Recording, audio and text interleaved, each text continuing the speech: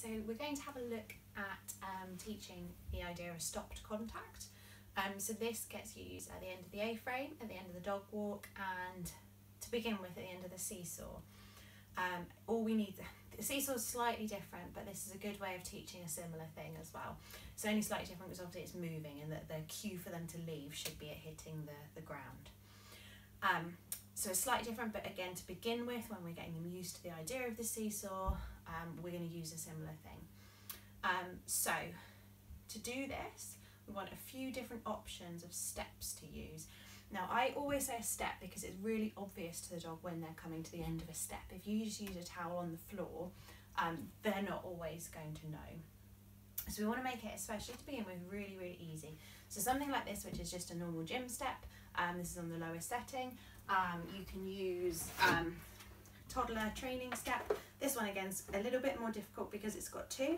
So I would possibly, if you do have something like this, if it's just a single level, be easier. If it's a double one, then maybe keep this for the second set of targets we do. Otherwise, even something just like a storage box. Nice and big, nice and obvious. Obviously you have to work within what your dog is capable of doing. So if this is going to be too high, don't use it. If you've got quite a small dog, try and use something quite small. Again, you need them to be able to be aware that they are stepping off, but you want them to be comfortable doing so. So they've got to be able to something really easy like this. They're quite happy to get on and off. It's nice and stable. It's not going anywhere, and it's not a big drop. It's not going to put tension on their muscles if they're not used to using their core muscles. Because all we're going to do is, I'm going to move this a little bit further out of the way so you'll be able to see Ocean. So take a treat, always a treat. I'm going to bring her around. I'm going to bring her this way so you can see what's going on. I'm going to lure her on. Hopefully your dog will get on. Hopefully they'll put all that. Good. Lure her to the end so she's in this position. It'll be a strange position for them. Some dogs won't want to do it. Try and do it both ways. Good. As soon as they get into that position, as soon as they get into the 2 off, 2 on position, you just tell them good, good, and give them the treat. So they don't know what they're doing at the moment at all. Again, try and do it both ways. Good. Good. That isn't quite the way I wanted her to do it, but she did do the position, so good. So if they are like Ocean and they are now biting your hand to get it, see, she's got this the wrong way around. She's got 2 up and 2 on, 2 off, but the wrong way around. You can just say good and release. Doesn't matter if they come off. They're just trying to get the idea of getting the treat means they need to be in position. Right. Good. So yes, your dog might be quite frantic here because they don't, wait. They might not quite understand why they're getting it, so they end up getting quite frantic for it.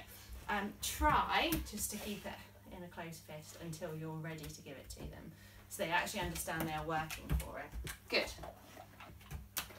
We want that to be a really obvious, so I'll show you that again.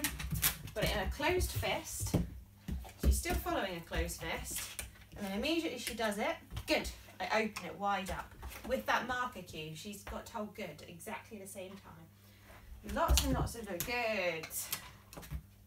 Have to do both sides. Good. Hopefully, good. We start seeing this idea they know what they're doing. Oh, she didn't get it then. She just jumped off. Good. Good. If you say good, give them the treat. Even if just like then, she actually only had 3 feet. Oh, good, sorry. Didn't notice that one. She's actually doing it there for me. Give them the benefit of the doubt. If you said good, you just need to give it to them. Good. They'll get less frustrated that way. Oh, good. Than if you say good and then don't give it to them. Because they'll get more frustrated and they'll start not wanting to do it. Good. Good. Now what we want to do is, after lots of repetition, remember for most dogs, good, this will be, if they stay in this position, reward them for it. most dogs this will be a very strange thing to learn. So we're probably going to have to do lots and lots of reps because this isn't a normal position for them. So a lot of the things that we've taught them so far are fairly normal things for them to do. This isn't. So we need to give them lots and lots of reps for them to understand what it is that we're giving them the treat for. So once they've started understanding, or you think, well, I've done it so many times, hopefully they'll start understanding, you can do it without a treat in your hand. You still lure them. Good. And then you reach and hopefully if it's not too far away, give them a treat. So because you've still said good, and hopefully you've been saying good or yes or whatever it is that you say, click even, they should understand that is the correct position. So we're going to lure with that hand again. Good. Good. Good. So although it looks a little bit more messy now, good. She's now working without the treat being right in front of her nose.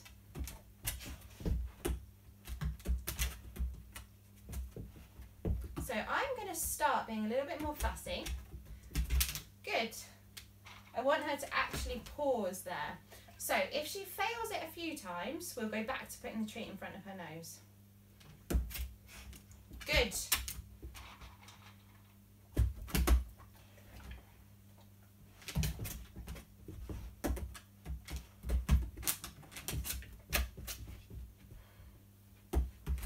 So she's doing a beautiful one with facing me. Good. She didn't want to do it at my side.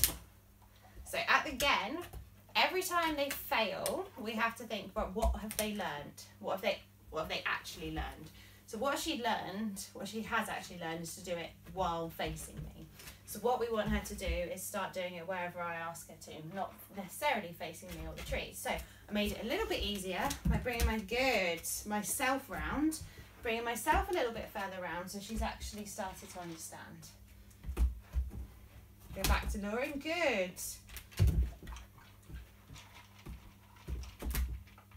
Good. Good. That was a nice one. That was a lovely pause. Even though it was a pause with her hand in my hand, her nose, good. She paused there, which was exactly what we wanted her to start doing. Good.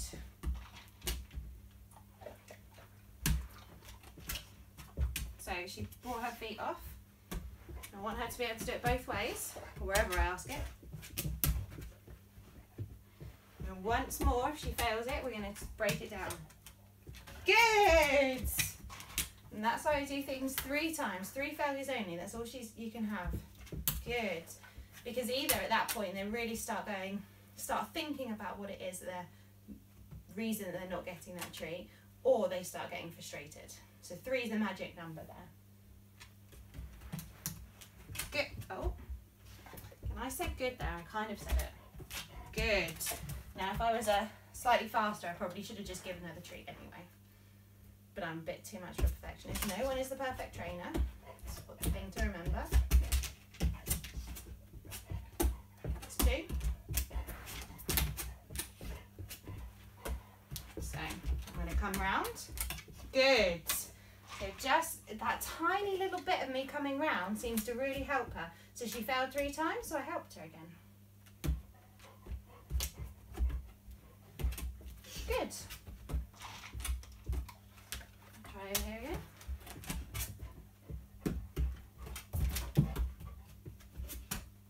Good, yeah, lovely.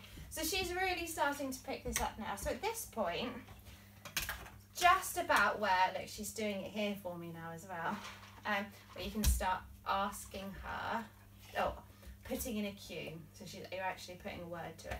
So her cue for this is pause, because I like it because it means her feet in this position, and also reminds me I have to pause at the end of a contact. Right.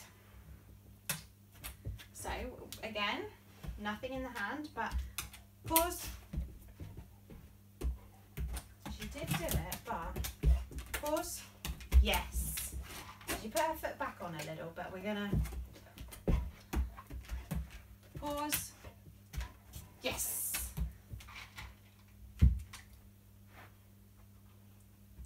it. I think you did get it.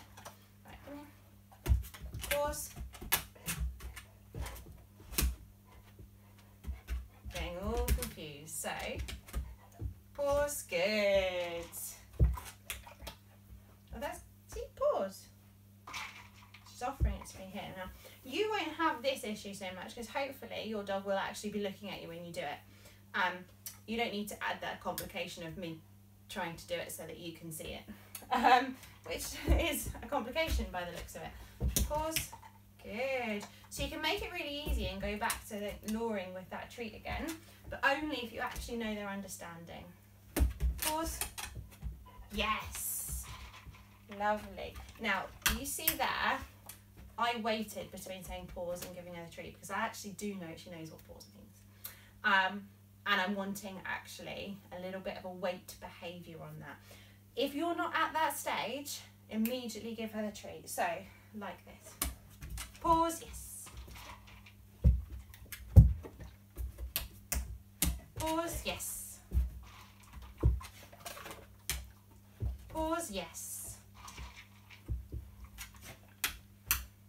Pause, yes. Good, you're doing really well, darling. Try this side. Pause. She doesn't like this side as much. Pause. Yes. Pause. Yes. Pause.